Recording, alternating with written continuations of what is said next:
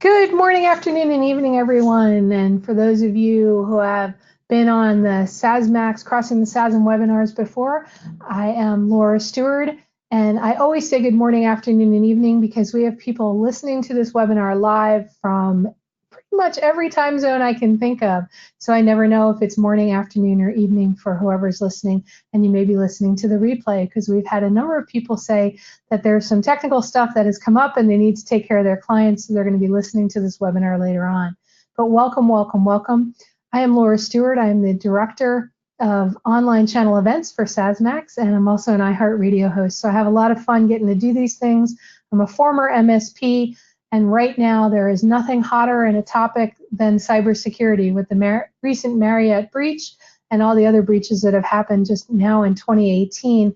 The world is getting hotter and hotter, and we really need to begin leveraging as MSPs and resellers how we are going to protect ourselves and our clients and not get into trouble. So I'm excited to introduce our webinar today, our Crossing the SaaSm series with Foresite today, leveraging NIST CSF for a complete cybersecurity solution.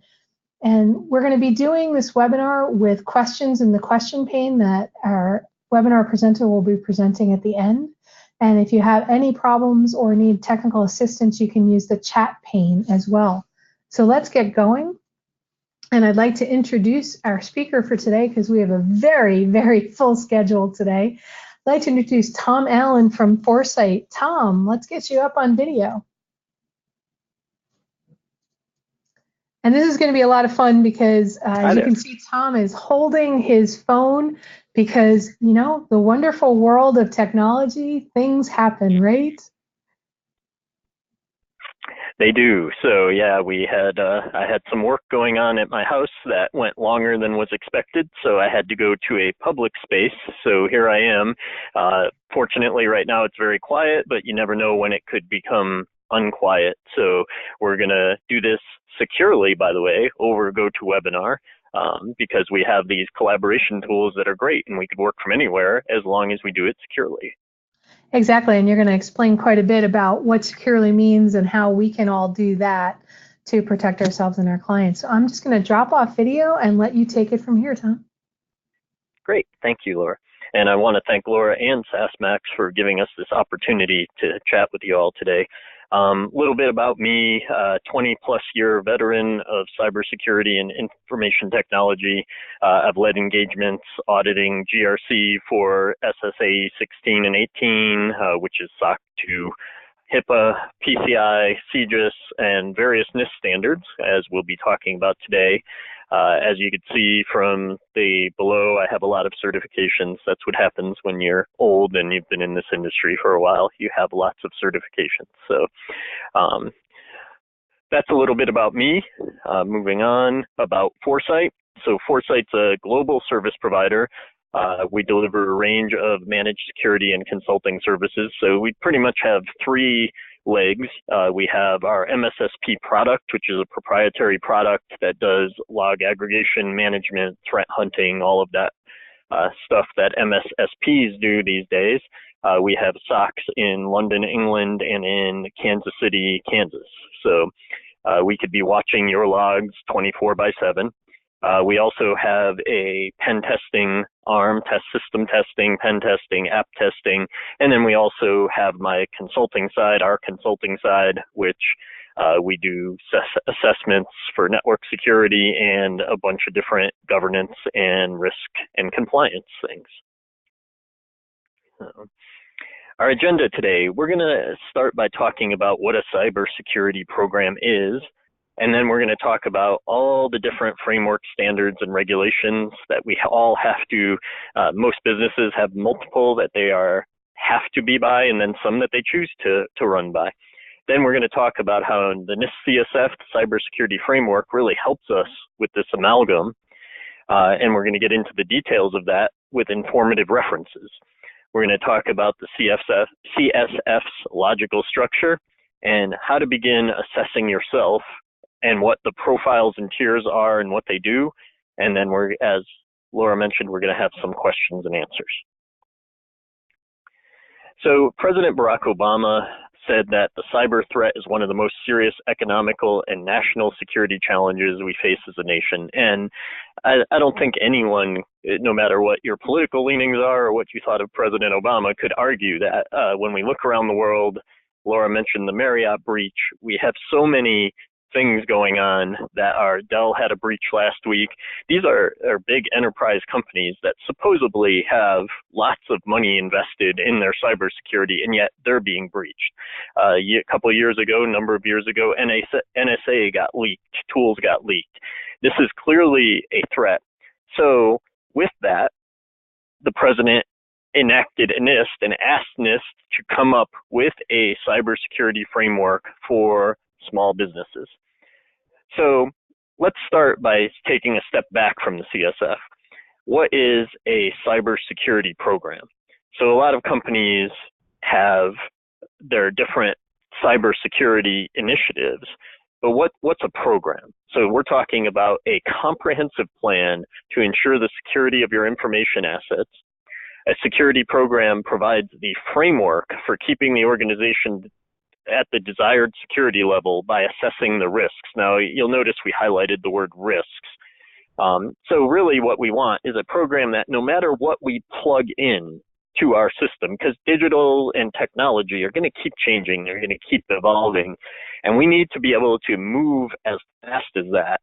And by having a program and a plan and understanding that we're trying to assess risks along evenly, and not have these gaps when a new piece of software or a new technology comes in play. So that's really what a security program is. But we can't really talk about security unless we talk about risk. What is a risk? We're going to start with that. So a risk is when a vulnerability, which is a known weakness of an asset or resource that can be exploited. So it hasn't been exploited yet, but it can be, when the vulnerability meets a threat. So the threat is the bad guy or the bad actor that is now exploiting that vulnerability. The result of that is the consequence. So if the consequence is large, then obviously the risk is higher. If the consequence is less, then the risk is lower. But that's really what's important here is we have vulnerabilities in software and hardware, in lots of things, in people. Then when that meets the threat, the bad actor, and it has a consequence, that's what we're talking about when we talk about risk. Now, we want to talk about what's the risk impact. So the impact would be the likelihood of that threat actually being enacted times the consequence. What is it? So if we look at our little heat map on the left-hand side, this is a kind of a simple heat map. Now, just for argument's sake, there are very complex heat maps. I kept it simple for the sake of this because we're really not discussing risk heat maps here. But if you think about it, so let's look at the likelihood and the consequence. So let's talk about a chance that one of our end users might get phished via email. What is the likelihood of that? Well, I think we'd all agree that it's almost certain in today's world. That's one of the major ways that the bad actors are exploiting our companies. So we're going to call it almost certain. Now, what's the consequence? So the consequence depends, right? It depends on your network. What does that user have access to? If the bad guy got a hold of their account, what would happen? So we need to evaluate that. So for the sake, let's say that even with a lot of controls, it might be moderate. So when we look at almost certain times a medium, rather, sorry, I said moderate. What's the overall consequence? What's our overall risk impact? Well, it's high. Now, most companies, they use more complex than this, but for argument's sake, let's say we're going extreme, high, medium, and low. Most companies and organizations say we're willing to accept low or medium risks, but we don't want to accept high or extreme risks. So once you've decided that the likelihood is high, now what do we do? Moving on, we get our residual risk. So residual risk is our risk rating, which we just said in this case was high, minus the controls applied, and that's what residual risk is.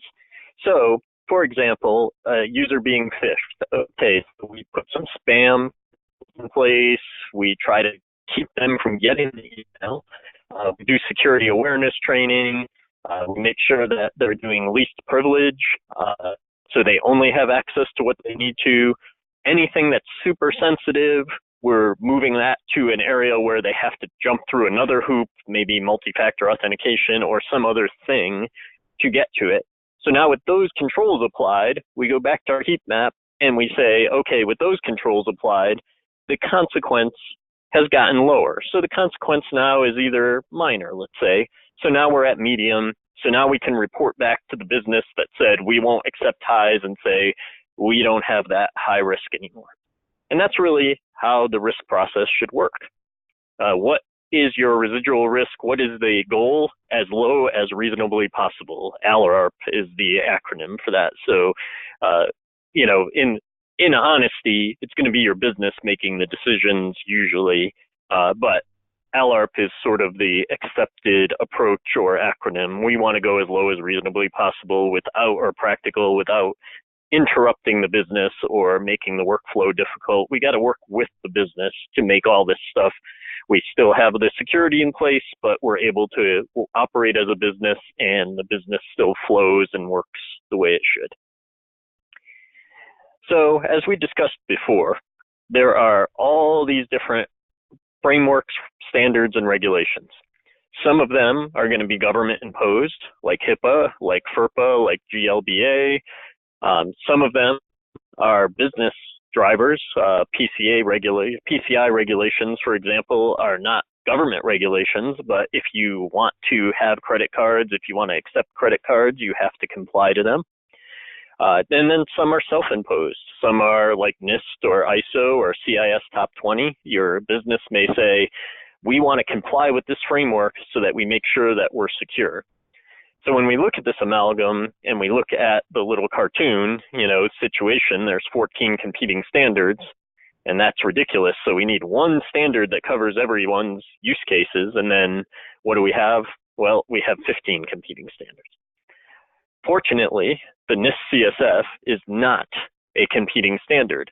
In fact, the NIST CSF can overlay all of these regulations, and we're going to discuss how. But let's first look at the fact that when President Obama issued this executive order, it was to improve critical infrastructure cybersecurity. Now, you might say, well, we're not critical infrastructure, so this doesn't apply to us. But that's not true. In the details, he was asking for a prioritized, flexible, repeatable, performance-based, and cost-effective approach to manage cybersecurity risk. So we talked about risk already. He's talking about a easy to use and inexpensive, quote unquote, inexpensive, way of managing all of this. And that's where the NIST CSF came out of. And since the National Institute for Standards and Technology makes this available to everyone, in fact, internationally even though it's a US thing, anyone can use it. And it's freely available. You can download the framework and get all the information right from this website. The great thing that I love most about the NIST CSF is the way it just kind of, it's a logical approach to security. We identify our assets. We protect those assets. When the bad thing happens, we detect that the bad thing's happening. Then when the detection happens, we respond to it. Once we respond, we can then recover from it. It just makes total sense if you think about it from a logical standpoint, top-down sort of flow. Now, I had said that we could overlay this across all these different regulations and standards and things. And the reason we can is that the NIST CSF is informative references. This is basically guidance based on all these other much more detailed, much more deep standards, like CSC, which is the CIS Top 20 or the SANS Top 20, if you remember it from years ago. COBIT, which is a risk framework by ISACA, a well-known sort of governing body of information security. The ISA, which is an international standard. ISO, which is also an international standard. And even NIST 853. So as you're taking each of these controls, each of these 107 NIST CSF controls, or subcategories as they call them, you say, I want to learn more about this subcategory. Well, there's a cross-reference that says, okay, go to NIST SP 853 and this particular control in this section. And when you go there, you get a ton more information and a ton more guidance on how to implement that control. So again, if we do the CSF right, even though it's simple and even though it's more basic, we could cover a lot of these bases. Not all of them. There are some unique things. We think about PCI has some certain specific unique things, but we could get in the ballpark of all of these under that one framework. And that's how we develop our security program so that it can evolve. It almost doesn't matter what we plug in there. We've got it covered because we're doing the CSF right. Again, I already talked about this, but I want to talk about it again because this is so important. So the NIST CSF has this logical structure I talked about. You identify, you protect, you detect, you respond, and recover. Those are called functions. Then it has categories. It has 23 categories. It originally had 22, but they recently released an update to it that had a 23rd. And it has 107 subcategories. So the categories are subdivisions of a function into logical groups of cybersecurity outcomes. Then the subcategories further divide the category and gets more into the technical and/or management activities required. And then, like I said, there's the informative references, which are specific sets of standards, guidelines, practices. So if you think about it, you could start this as basic as you want, and then you can move into a more and more mature standpoint on it. And it's great that way. The other thing we'll get into a little later is the maturity levels of the tiers, they call them, and how you're doing this. So as we move along, we'll see this gets very deep, but there's really 7 steps to begin. Where do I begin is usually the first question we get. Well, first of all, you want to prioritize and scope. So the organization identifies its business mission objectives at a high level. With this information, then there's strategic decisions made regarding the cybersecurity and the scope of what systems are in scope. Or if you wanted to really nuance it, you could say, okay, we're going to do the NIST CSF for just this business line or just this system, and then you could expand it over time to other parts of the business. Usually the way this starts is with data classification and identifying what data you have, what regulations you need to fall under, where are your risks? We already talked about the risk. What are the biggest risks? And you may want to start with a small scope, and that only covers the data under those risks, and then expand it over time because, obviously it's more palatable and you can't do this stuff in 2 days or anything. It takes time to mature a program. Step 2, we want to orient. So the organization identifies related systems and assets, regulatory requirements, overall risk approach. The organization then consults sources to identify the threats and the vulnerabilities applicable to those systems and assets. Now, if you notice, 1 and 2 is really a almost governance sort of things. It's really the business making these decisions and the business getting this information. They might look to the strategic people to give them some of this information, but it's really the top level executives that should be involved in this and understanding their risks. Oftentimes we find that the executives, because technology is somewhat complicated, they don't get involved in this and really abdicating their responsibilities to the strategic, the IT director, or sometimes it goes even further and it's really the tactical people on the ground that get sort of charged with doing this. That's not healthy and it's not good for the organization. It really needs to be the top level executives who are working to move this forward and to put together put it in motion. And it's really important to have their involvement. So then we move on to step 3. And let me just say that step 3 and step 4 could be interchanged and probably are like 3 and 3.5, or they run in parallel. But because we had put them in some order, we made this step 3. So we want to create a current profile. So what a current profile is, it's a measurement of how you're doing. So we take the 107 subcategories and we review our current practices against this. And then we'll talk about the tiers later, but we basically assign a tier. Say we're doing it in an ad hoc way. It's not a managed or prepared way. So we give ourselves ratings on all of this from what we're doing today.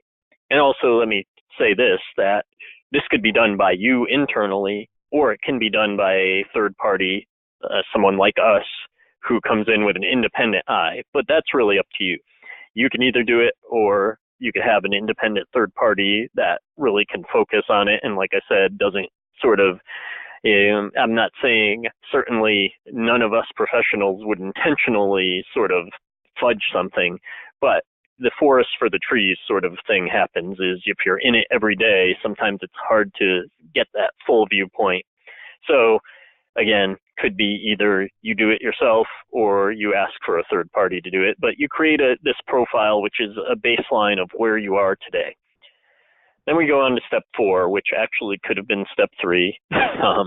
We conduct a risk assessment. Again, another thing that can be done internally, or you could have a third party do it. But when it comes to the risk assessment, the third party, they're going to need a ton of involvement from you, because they're coming in from the outside. And while that gives them a different perspective, which is sometimes good and healthy, it also gives them, they don't know your business. They don't have the underpinnings. They don't really understand. Give you an example is doing a risk assessment once at a client where it wasn't until the risk assessment was almost done that we discovered that they actually had the social security numbers for everybody in the city that they operated in a clear text database on a server. But we couldn't have known that because we're outsiders. And during one of the interviews, fortunately, it came out, and then we had to review and redo the risk assessment because that was a huge risk that they had, obviously. So with the risk assessment, you definitely, if you bring in a third party to do it, that's fine, but you definitely want them to be working with your people who really know your business, because it's really important to get an accurate risk assessment. And by doing an accurate risk assessment, you're really identifying where the controls need to be. And without it, you're really possibly leaving some blind spots. So let's make sure we do a risk assessment. Let's make sure we do a good one. And I would always say err on the side of caution. If you think it might be a medium risk and some people want to say high, I'd go with high until proven otherwise. That's always been sort of my approach to it. Now, we've created our current profile. Now we want to create a target profile. So the target profile is basically taking these categories and subcategories, and we're refining it down to what we want it to be. Now, you might say, well, the tiers are 0 through 5, so we want everything to be a 5. Well, that's not true.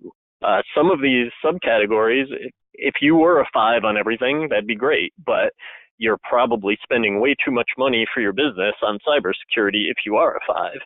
And you also might be adversely impacting your workflows and things like that. So there may be some things, and I always use security awareness as my favorite one, because the bottom line is, when I was pen testing all the time, is if I was doing a phishing test, I can get one of your employees. I guarantee you I can get one. And all I need is one. So security awareness is great, and I want all our users to be aware, and I want them to hopefully be able to identify a phishing email and not click on the link and so forth. But I also know that they're probably going to get one, and if I only use that as my only control, I'm probably not be safe and secure. So my thinking was always that I'm okay with a 3 on my security awareness, as long as my least privilege is at a 4 or a 5, as long as my detection's at a 4 or a 5. So these are things that each business has to discuss, and they have to come up with their own set of controls. By reviewing what they currently have in place, they can easily, hopefully, come up with what they want their target to be. Now, I would say that I'm a little uncomfortable with 2s. I don't think there's ever a time where I would agree that a 2, and we'll get into the tiers later so you'll see what that means, and certainly not a 1 or a 0 on anything. So you could easily take that baseline. For an overall cybersecurity framework score, I found that the FTC, for example, when they audit people, they accept average 3 or above. That's if you don't have a 3 or above, they're going to make you fix it. So I think that's a good standard sort of to go by, is if we're at a 3 or better, then for the overall, then we're probably pretty happy. However, each of these subcategories kind of stand on their own too. So the overall score is, it's marginal. So then once we've got our target and we've got our current, what do we have? We have what's called gaps.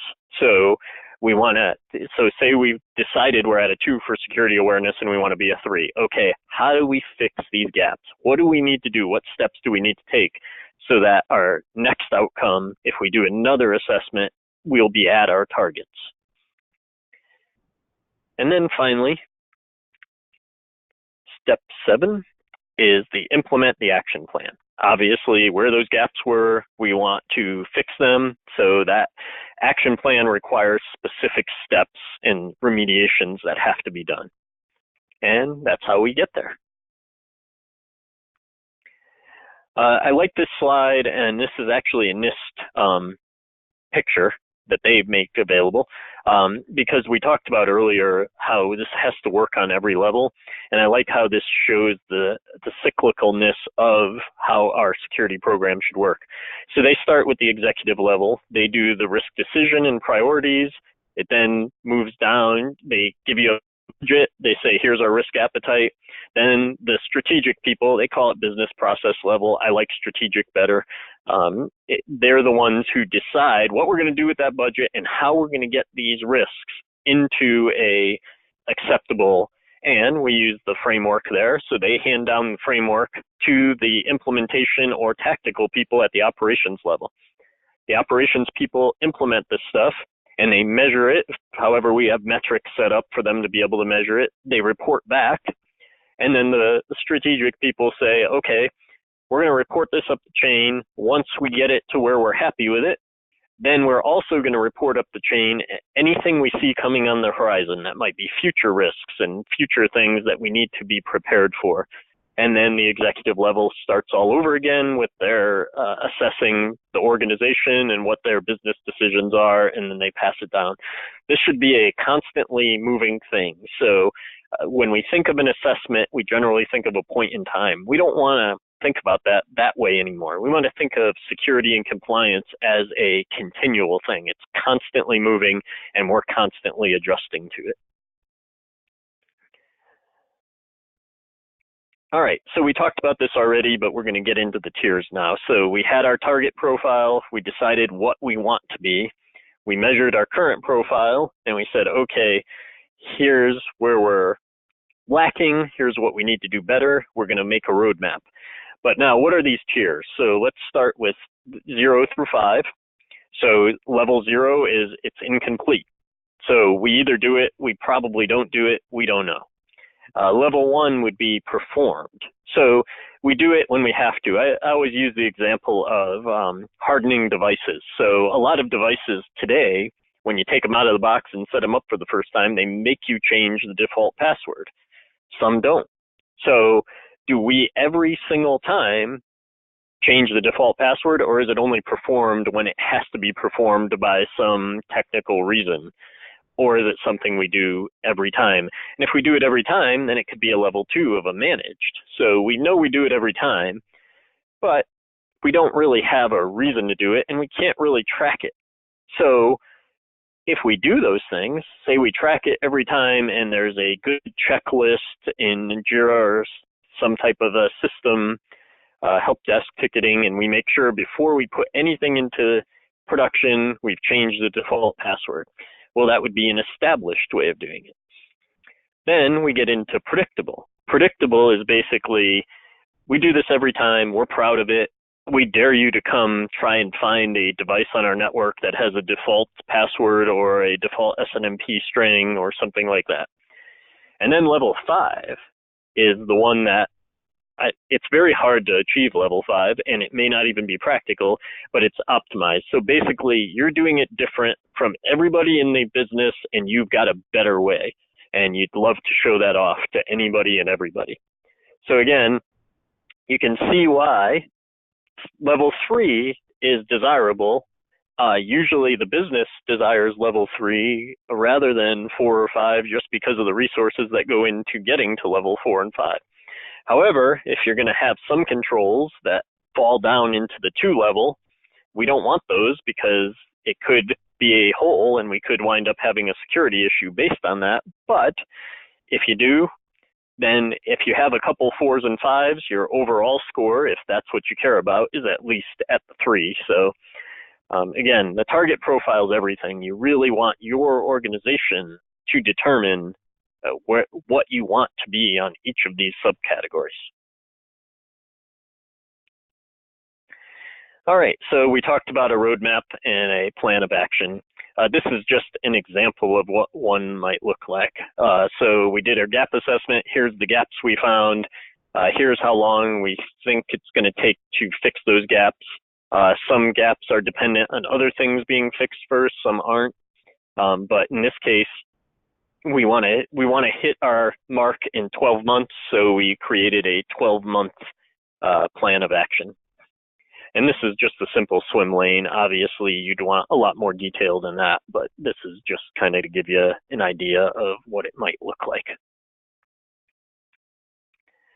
And then we maintain this profile over time. So the first year we do it, we might have a lower one, but we like to do this over a 5-year period and show improvement, because that's really what's going to make you feel comfortable and help you sleep at night, is that not only are we doing this stuff, but every year we get better at it. And if we slip back a little, then we've got a good metric and we could say, hey, we got to put more budget, we got to put more resource. These changes in risk are making it more imperative, things like that.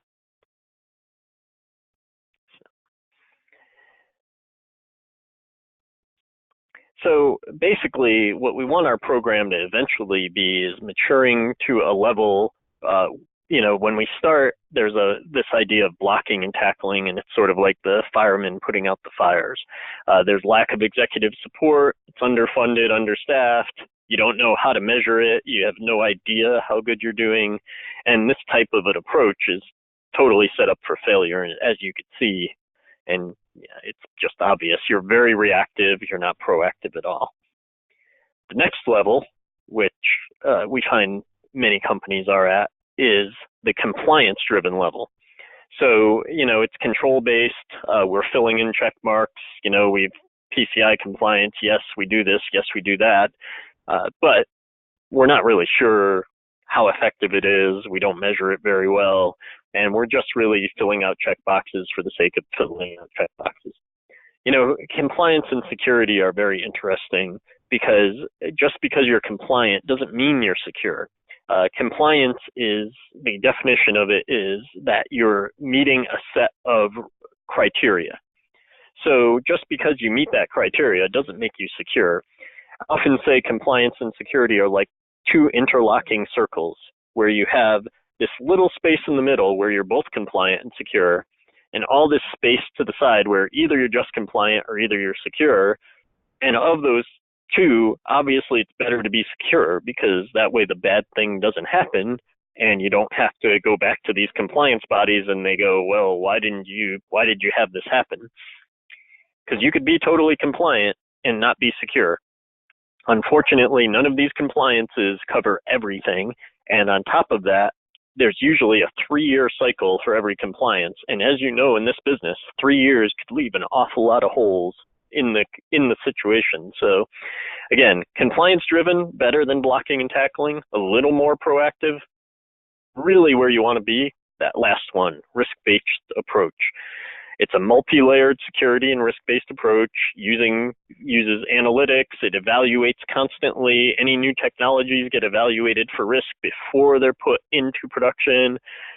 It links across multiple disciplines, and that's the ideal, and that's totally proactive. We're not waiting for the bad thing to happen to then do something. We're trying to get ahead of it. And that's the ultimate goal for all our organizations. As we could see from a lot of the breaches and things, it's very hard to achieve that level, but that's where we want to be. Now, we talked about these informative references, and I just want to highlight it again because it's so critical to NIST CSF being effective for you. When you get to the point where you feel comfortable, then go deeper. And so like here, we're talking about communication and control networks are protected under protective technology. That's the subcategory. So what does that mean, and how do we get better at that? So as you can see down below, the last one, NIST SP 853 Rev 4, we've got five different controls we can look at, and we can look at in the NIST 853, in addition to the guidance, there's a lot of supplemental guidance. So we could get deep and deep and deep. We have ISO, we have ISA, COBIT, and of course the CIS Top 20, which again, a lot of people, when we were talking earlier about compliance and security, a lot of really strong security people who don't tend to like compliance, they love the NIST CIS or the CIS Top 20 because it's very technical, very hands-on, as opposed to, say, some of these things that may appear more paperwork and paper-driven. The other interesting thing I wanted to point out is that ISO, so you might say, well, we're an international company, NIST CSF is just USA, so we need to use ISO. Interestingly, ISO recently released something in the 2700 series, I believe it's 2713 of the 2015 variety, that is basically a reproduction of the NIST CSF. So don't think that just because it's a NIST CSF, it doesn't have application in ISO and across international standards. All right, so here's what we covered today. We have this minefield of standards. NIST is attempting to simplify the process with the cybersecurity framework. It makes it simpler to implement, but it also can meet many of your compliance and security mandates. The informative references are what give it power because it can go much deeper than just the 107 subcategories and the 23 categories. It's all determined by your business and your business appetite and maturity. You have the latitude to determine your own target, and you could decide which categories you want to be really good at and which ones you don't, rather than some standards which are on or off, good or bad, plus or minus. And it has the ability to improve over time, and it gives us a way to measure this and report it back up the chain. So all of those things make me, as you could tell probably from this presentation, I love the NIST CSF. I believe it's the starting place for every business, and we especially see medium to small businesses that really need this help, and they could do it even though they're medium to small. So it's a great place to go for the beginnings of a cybersecurity program that can mature over time. And that's all I had. And so now we could get into the question and answer part. And we have a lot. Oh, okay. Glad I left a couple extra minutes. Yes, I am glad you did as well, because we have a number of questions, and we actually received some questions in advance from people who knew they couldn't make it live, and they wanted to make sure that they got some questions in that you could answer for them, Tom. So I'm going to dive right in. And the first one is, how can the NIST CSF work with other NIST publications to create an effective security policy for a business? Yeah, so I mean, we kind of discussed that during the course. There's SP 853, which we talked about how it dovetails. It's got the cross-reference right there. 866, which is HIPAA. Also now, because it's HIPAA and it's privacy, there might be parts of it that you got to go outside the CSF to cover. The NIST CSF doesn't really cover sort of the paper side of it, which HIPAA does. There's NIST 800-171, which is really the DFARS regulations if you want to do Department of Defense work. which also dovetails nicely into it. But I'd say the biggest thing is the 853, because you have those informative references that link you right to it directly. Forgive me for throwing something, but I have a dog visiting and he decided he just wanted to bark at all the construction outside. So forgive me for that, everybody. This is live webinar, things happen. So what happens if the client has a lot of gaps and needs help in this whole process? So, what's good about us working through a distributor like SaaSmax is we can, if you're the MSP, we go to you and we say, hey, here's the gaps they need. You guys need to help them with this. There are some gaps that we can help with. If you need an MSSP, for example, we can help with that. If you need policy and procedure help, consulting help, we can do all of that for you too. But the big part is we're trying to enable you to sort of lead them. And we want you and your input. We're vendor agnostic, so I'm not really concerned if you put in a FortiGate firewall or you put in a Palo Alto or you put in a Cisco. I always say for us, it's like we're looking at it like we say, hey, your wall needs to be painted. You get to choose the brand and the color and so forth. And that's why we're really trying to enable MSPs is what we're really trying to do.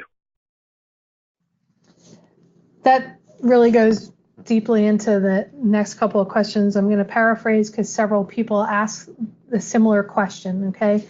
And it seems like there is a major concern, and I know, having been a former MSP myself, and the cybersecurity world has changed so much, and now we're seeing even more massive changes because of the recent Marriott breach, where now all of a sudden Senate and Congress is getting involved and saying, hey, maybe GDPR and some things need to start happening here, and we're going to start holding companies accountable. So what are some of the pain points that the MSPs that are on this call need to be thinking about when presenting cybersecurity options to a small business owner or even a larger enterprise business?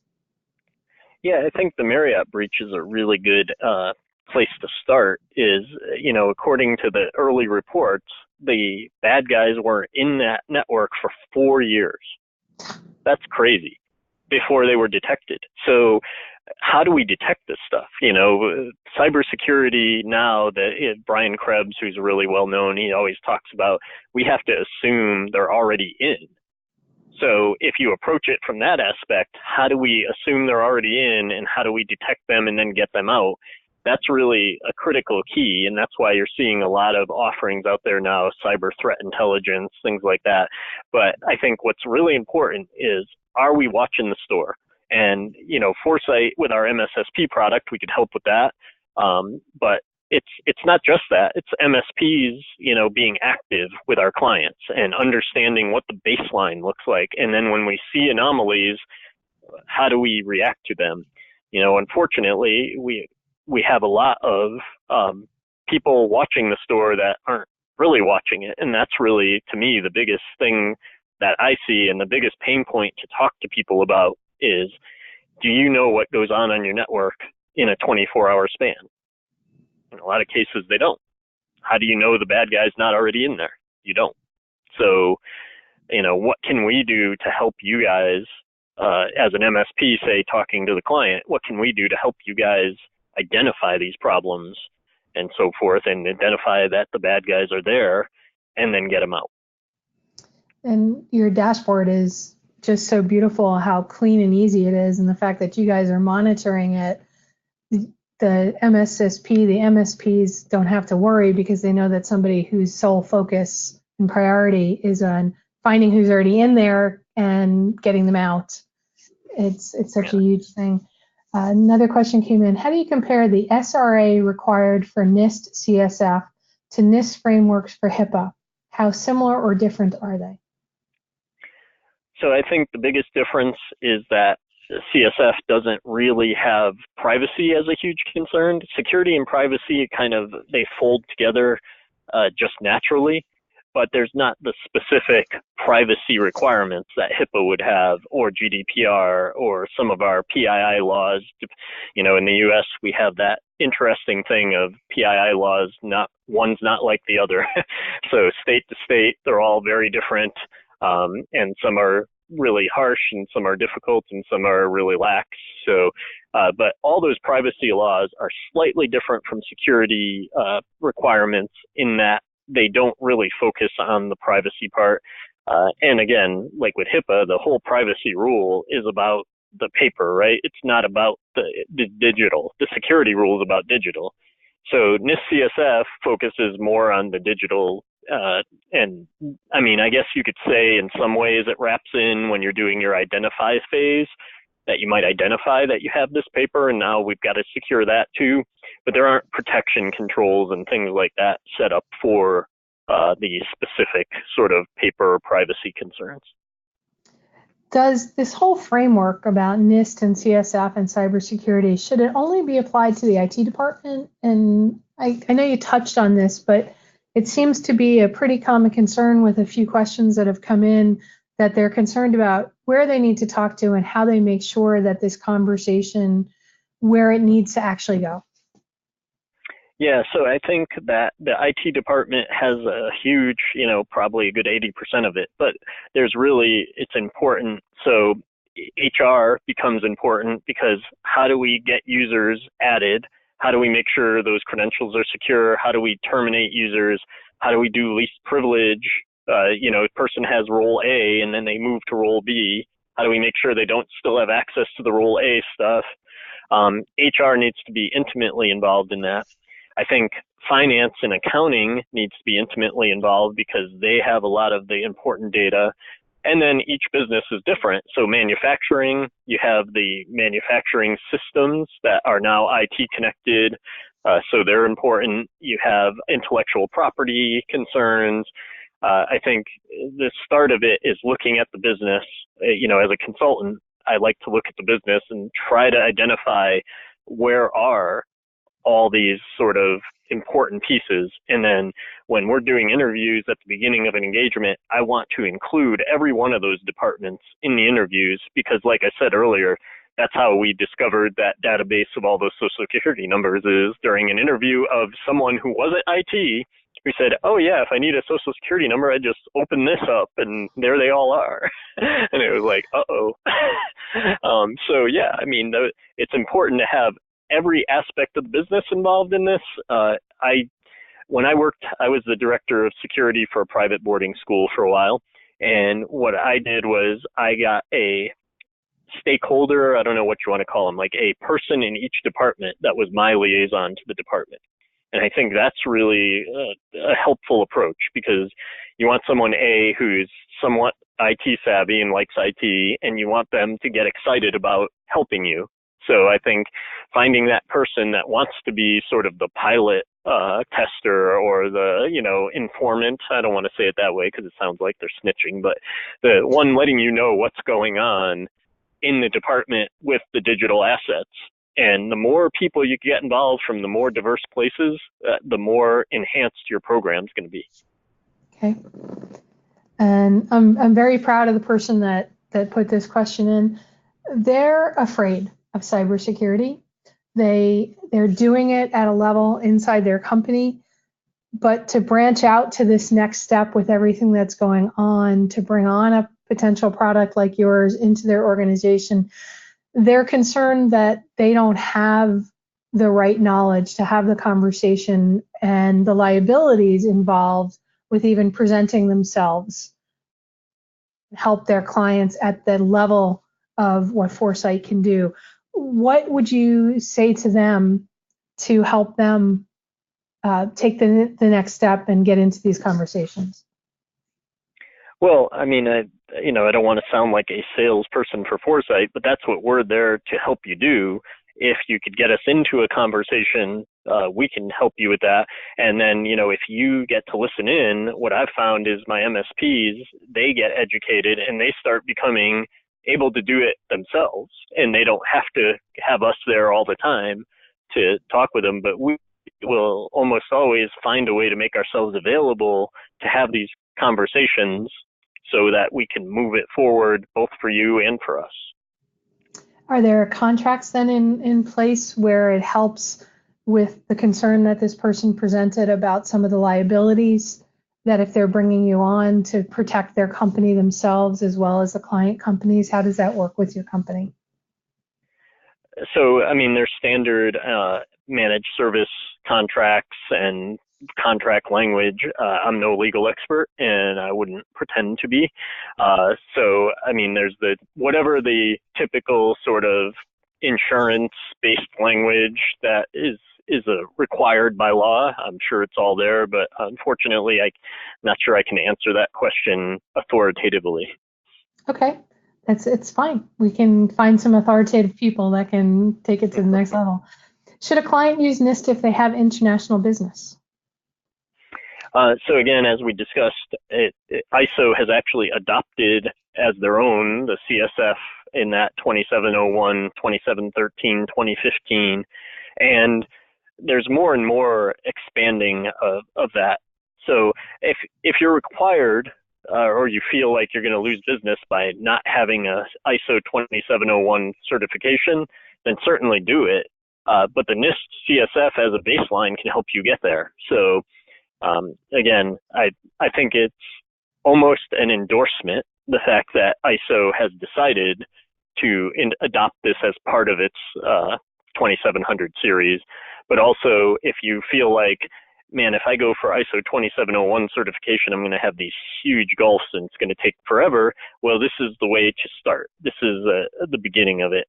And remember that ISO 2701, while nice, it's a framework, it's not a program. I look at NIST CSF as a program. It's like a way of life as opposed to a sort of one-time a year assessment. Okay. And you mentioned this, but two people asked it, so I want to make sure we stress it again. You mentioned that you don't care what kind of firewalls or things that are there, but they would like to know what products you have integrations with, anything they need to be thinking about. So as far as the firewalls go, I know we integrate with Palo Alto, Checkpoint, WatchGuard, SonicWall, FortiGate, I think Meraki. So basically, what's great about our platform, in my opinion, is that we can integrate something. If you've got something that all we need to do is get the logs. Once we start getting the logs, we can then write our business rules to adapt to those logs. So we're very malleable and very adaptable. Obviously, if it's going to take a lot of programming work, we need to make sure our business will make sure that the market's there to support it. But for the most part, if you could send us a log, we could figure it out. Okay. We're going to be able to go into this one in detail. It might require an offline conversation with the person who posed it. DevOps and security are crossing paths. Understanding it, training folks involved in the agile development process. They'd like to understand how NIST and CSF has worked with that. So, NIST, again, we start with sort of a generic approach to cybersecurity. So does it have some software development and, operational secure operations in it? Yes. You can get as detailed as you want with that. Now, Agile presents a considerable problem for us security people in that the point of Agile is to move very fast. And the point of security is to sort of be deliberate and say, whoa, let's make sure this is okay. But that doesn't mean they can't coexist. You just need to put the right things in place in order to make sure, when you talk about secure DevOps, the servers or the containers you're building, are they secure? NIST CSF has some level of controls around that. Do you have a secure development? Are you testing code before you send it out there? Things like that are all nuances that you can enhance the NIST CSF with. You may not see it in the 107 controls directly, but you will see stuff about software development and stuff about DevOps. And so then you could take it to that next level, go deeper with the informative references and say, for our business, because we're so focused on this, that's where we want our 4s and 5s, as opposed to that's where we want our 3s. Okay, that makes a lot of sense. I had to switch over to phone. My computer audio seemed to have degraded, so hopefully everybody can hear me fine now. We have one last question, and I just think this is a perfect question to close the webinar with, because it just makes me chuckle, because there's no such thing as a silly question, because this is so brilliant. How do you find clients with pain? Well, I mean, I'm not a marketing person, but I would say that you need to at least explain to them. Now, let me preface this first. We don't want to be FUD purveyors, fear, uncertainty, and doubt. We're not out there trying to drum up business by scaring people. However, how do you get around the news? The Marriott breach, the Equifax breach, all of these things, the Dell breach that just happened, the Uber breach that they covered up for a few years, do you want to be that guy? Do you want to be that company, that business that either didn't know someone was in there doing bad things, or that, covered it up? You kind of knew it was going on, but we don't want to get that out to the public. Do you want to have a plan for when the bad thing happens, if it happens? We talk a lot of times to, especially private business, because they don't generally fall under regulation and things like that, but they have intellectual property. How would you know? We were talking recently to a business that is a manufacturer, and we're actually doing a NIST CSF assessment for them. And we said, how do you know that the Chinese aren't knocking off your product already? How do you know that? They don't. So, those are the types of controls we want to put around them, because they had never thought about it. They were looking at it purely from a perimeter standpoint, right? We got a firewall, we're protecting the perimeter. Well, the problem was that below that perimeter, they had, a soft white underbelly, if it were. They didn't have network controls internally, so they were assuming that their perimeter defenses were going to stop the bad thing. But that's seldom the case anymore, because of phishing, because of, the bad guys don't even want to mess with our firewalls. They know the firewalls are hardened and they're not going to get through them. They're going to try a way to get inside and then bring data out from the inside. So, I think it's just a matter of trying to figure out what is the thing that they value the most, that they would most worry about getting out, and then explaining to them that, if they're not focused on it, if they're not doing this from a risk base and adding controls to lower that risk, then they're going to be in trouble. And how do they know what that risk is? And that's what the NIST CSF and having a security program should help them with.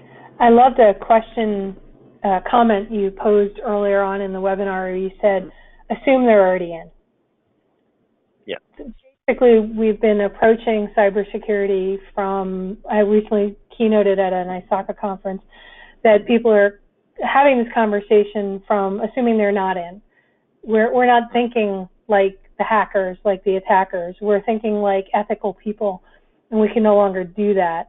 And as you so eloquently put during this presentation today, Tom, is assume they're already there. Assume they're in, you've been penetrated, and you need to get them out. It's no longer they're not there. They're there, so how do we now identify that they're in and get them out and prevent them from coming back in? Definitely. Okay. Well, I want to thank you so much for doing the webinar for us today. I know I got a lot of questions answered, and from the responses in the question panes and the chat things, you've answered a lot of questions, and some people are going to want to do some follow-ups with you and Tracy. Great. Thank you so much. So today, everybody, if you are not already a channel partner with SaaSmax and you'd like to be working with Foresite, you can reach out to Clinton Gatewood. He's really our channel chief, VP of Channel Development, but really our channel chief. Here's his information to get in touch with him. You've had Tracy's information and Tom Allen's information as well. We're excited to be partnering with Foresite for these webinars like this. Cybersecurity is not going away. It's only going to get worse before it gets better. We need to be asking different questions. Implement NIST CSF, understand how it works, protect yourself, protect your clients, and set yourself apart from everybody else. We'll be sending out to the recording for anybody that couldn't be here live today, and those of you who have asked me to send you the PDF, I will also be sending that out to you as well. Tom, thank you again for being here with us today. You're welcome. Thanks again for having me.